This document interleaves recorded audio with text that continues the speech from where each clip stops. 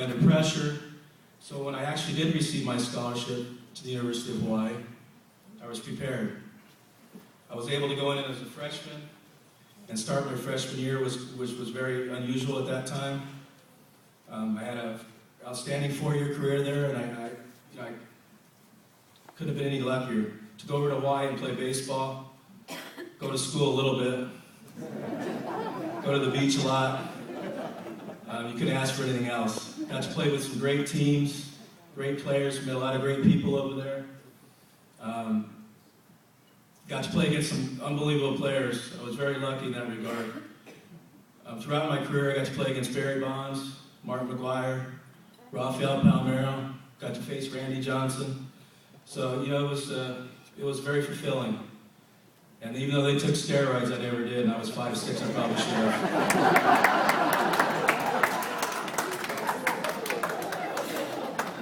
Like Bob said, my aspirations was always to play professional baseball. But I guess my size, Mom, I don't know what you were thinking, but why didn't you marry a 6'5" Caucasian? I might have a chance. But, when I finished my career in Hawaii, the draft came, and, I wasn't drafted, and I was devastated. That was my dream since I was a young child. And I thought, man, what am I going to do with my life? I have to get a job now? And I'm going to go out in the real world? But luckily, Coach Siebert called me and offered me a job to coach at CV. And so I accepted it and coached there for 3 years with him, and he ended up moving to Colorado. But I stayed on with Coach Cirillo, who kept me on and did sophomore football and varsity baseball. And, like I said before, it was such an honor to coach at CV because the tradition up there, you look at all these men up here that have been in coaching for 40, 50 years. And that's why the programs are so successful up there. The stability they have up there, it's just amazing. And I'm very honored that I was able to coach there.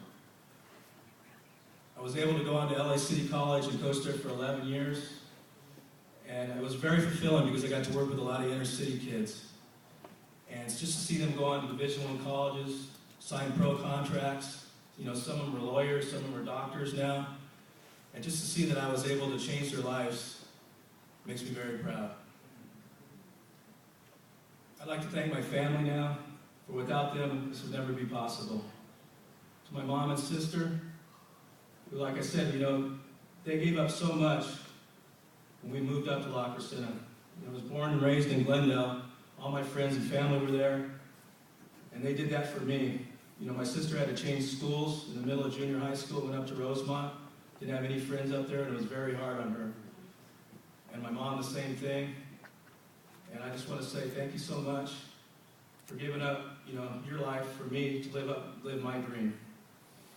They were my 2 biggest fans, and the one thing I do regret, Mom and Karen, is that when I did go to Hawaii so far away, I miss seeing you 2 up in the stands because you were my 2 biggest fans. And I just want to say thanks, and I love you both. To my dad, my mentor, who was my coach since I was in T-ball all the way through high school. He taught me so much on the field. I'll tell you what, he's a special man. He taught me how to be a great person and a great man. That's what's the most important thing. But Dad, I just want to say, if I could be half the father, grandfather, and husband that you are, I'll be a proud person. Thanks, Dad, and I love you so much.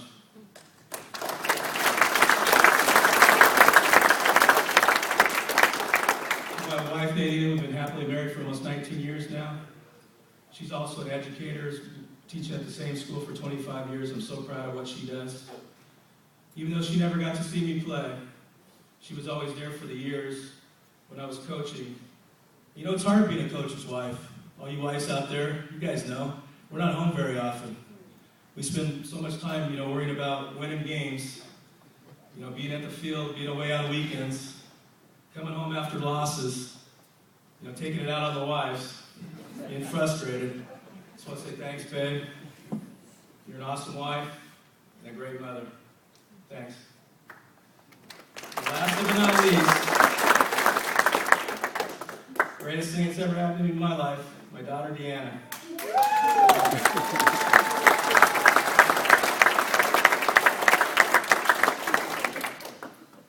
I'll tell you, we talk about fighting through adversity as athletes in life.